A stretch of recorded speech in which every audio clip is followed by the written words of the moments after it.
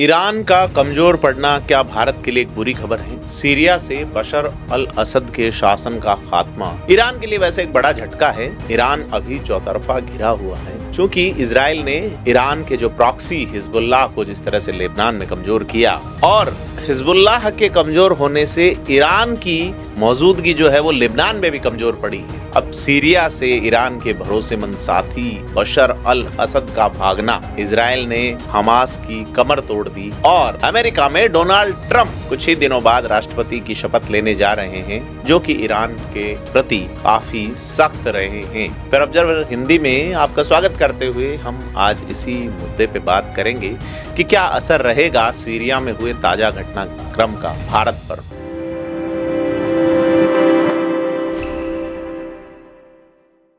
नमस्कार, मैं प्रदीप हूं और आप फेर ऑब्जर्वर हिंदी देख रहे हैं। तो सीरिया में जो ताजा घटनाक्रम हुआ है उसका असर इराक में भी पड़ सकता है। कहा जा रहा है कि तुर्की सीरिया के बाद इराक और लेबनान में अपना प्रभाव बढ़ा सकता है। ये सारी चीजें ऐसी हो रही हैं जिनका पश्चिम एशिया में शक्ति संतुलन पर सीधा असर पड़ेगा और सीरिया में ईरान का कमजोर पड़ना उसकी प्रतिष्ठा और क्षेत्रीय रणनीति के लिए गहरा झटका है। और उस इलाके में तुर्की को बढ़त मिलना ईरान की एक बड़ी चिंता भी है, क्योंकि तुर्की ईरान को मध्य पूर्व में प्रतिद्वंदी के तौर पे देखता है और टर्की अजरबैजान का समर्थक भी है और ईरान आर्मेनिया का। 2023 में तुर्की की मदद से अजरबैजान को नारगोनो खारबाख में जीत भी मिली थी और ईरान यहां भी मुंह की खाता है। सीरिया में आए नतीजे ने तुर्की को उत्साहित किया है और उत्साहित होकर तुर्की जांगेजूर कॉरिडोर ट्रेड रूट पर नियंत्रण के लिए अजरबैजान के समर्थन में खड़ा हो सकता है।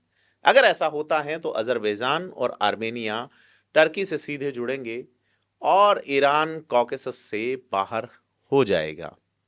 लेकिन हमारा मुद्दा, क्या ईरान कमजोर पड़ गया है? ईरान पश्चिम एशिया में एक ऐसी ताकत के रूप में देखा जाता है जो पूरे उस इलाके में शक्ति संतुलन बनाए रखता है, यानी कि पश्चिम के सहयोगी सऊदी अरब, इजराइल और तुर्की के दबदबे को चुनौती अगर कोई देता रहा है तो वो ईरान है। अब ईरान कमजोर पड़ता है तो भारत पे क्या असर पड़ेगा? हाल ही में सऊदी अरब और खाड़ी के अन्य देशों में भारत के राजदूत रह चुके तलमीज अहमद ने एक इंटरव्यू दिया है जिसमें उन्होंने कहा है कि अभी इजराइल की योजना पूरे इलाके को एक लंबे युद्ध में ले जाने की है और अगर ऐसा होता है तो किसी भी लिहाज से भारत के लिए ठीक नहीं होगा।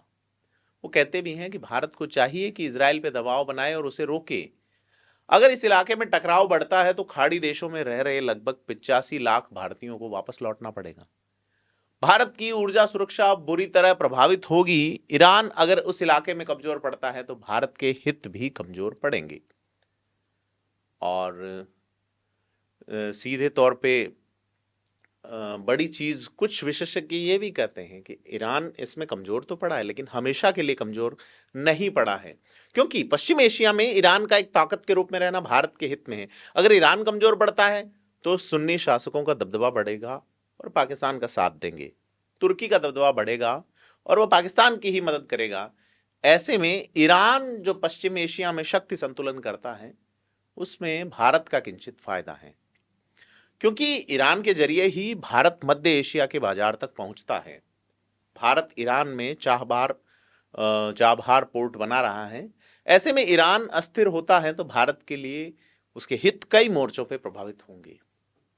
सीधे तौर पे लगता भी है कि ईरान अभी स्थिति को अगर स्टे कर लेता है और 2 से 3 साल में फिर वो ताकत हासिल कर लेता है तो कुछ चीजें बनी रह सकती है। इसके कई कारण और भी बताए जा सकते हैं, क्योंकि ईरान में प्राकृतिक संसाधनों का खूब बोलबाला है, जिस तरह से वहाँ तेल वाला मामला और साथ ही वो जो अपना एटॉमिक प्रोग्राम है, परमाणु कार्यक्रम, उसमें तेजी लाने में जुटा है। अब सबसे बड़ी बात है, ईरान पहले भी मुश्किलों में घिरा है और ईरान को मुश्किलों से निकलना आता है, क्योंकि बड़ी चीज क्या है कि असद जो सत्ता से बेदखल हुए उसके बाद अमेरिका की असल चिंता क्या है। अब इस्लामिक क्रांति 1979 के बाद बशर अल असद का परिवार ईरान का मुख्य क्षेत्रीय सहयोगी रहा है। ईरान और इराक के बीच 1980 से 1988 तक जो जंग हुई थी, उसमें सीरिया अरब का एकमात्र देश था जिसने ईरान का समर्थन किया था। बाकी के अरब के देश इराक के साथ थे। 2011 में जब सीरिया में गृह युद्ध शुरू हुआ और बशर अल असद का विरोध बढ़ता गया, लेकिन ईरान साथ रहा। ईरान सीरिया के जरिए ही लेबनान में हिजबुल्लाह और गजा में हमास की मदद कर सकता था।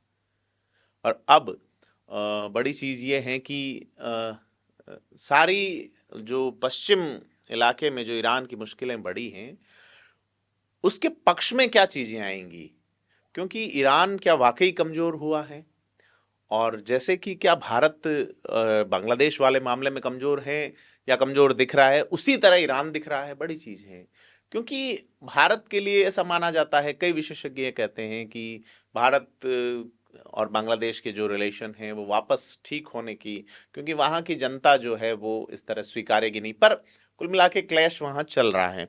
अब यह है कि ईरान हिजबुल्लाह को कर्ज देता था, सीरिया को भी खूब कर्ज दिया। अब जो है चूंकि इनका खात्मा हो चुका है तमाम चीज़ें, ऐसे में ईरान के पास ये पैसे सीधे तौर पे बचते हैं। क्या वो खुद को मजबूत करेगा और इस मजबूत करने में अपने परमाणु कार्यक्रम को गति देगा? बड़ी चीज़ है, क्योंकि अर्दोआन को भले ही अभी लग रहा है कि उसकी जीत हुई है, लेकिन उसका पूरा ध्यान 2028 के चुनावों पर है। और लगता है सीरिया में तो अस्थिरता बनी रहेगी और सारी चीज़ जो है वो इजराइल पे डिपेंड करती है, क्योंकि जो स्विंग लाए हैं वो पश्चिम की पॉलिटिक्स में उस इलाके में, उसके लिए सीधे तौर पे जो मामला रहा है वो इजराइल वाला रहा है। खैर, बड़ी चीज़ ये है कि पश्चिम एशिया में अगर ईरान कमज़ोर पड़ा तो उसके कमज़ोर होने का मतलब है तुर्की और अन्य सुन्नी देशों का मजबूत होना, जैसे मैं पहले कह चुका। क्या पाकिस्तान के लिए मजबूती ज़्यादा बढ़ेगी?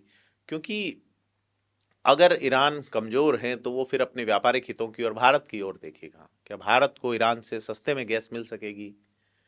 लेकिन भारत क्या अमेरिका के प्रभाव में ये हिम्मत दिखा पाएगा कि जैसी ईरान की शिकायत भी रही है कि भारत अमेरिका के मामले में या अमेरिका के सामने उसके मामले में ज़्यादा प्रभावी नहीं हो पाता।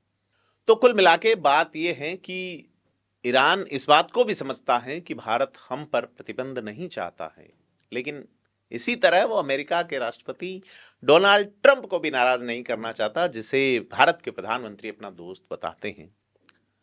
और ईरान के लोग या ईरान के राजनेता कहते भी हैं कि भारत चाहता कुछ और है और उसे करना कुछ और पड़ रहा है।